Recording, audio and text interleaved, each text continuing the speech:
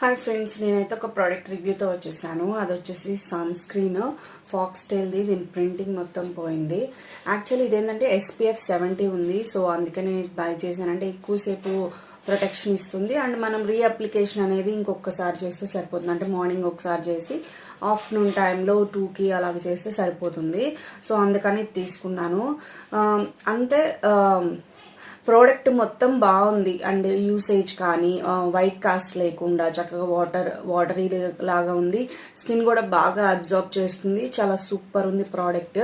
కానీ దీనికి మాత్రం ఒక డ్రాబ్యాక్ ఉంది. నాకు ఎప్పుడు ఈ సన్ స్క్రీన్ తీద్దామని ట్రై చేసినా కూడా అసలు రాదు. పంప్ చేస్తుంటే అసలు సన్ స్క్రీనే బయటికి రాదు.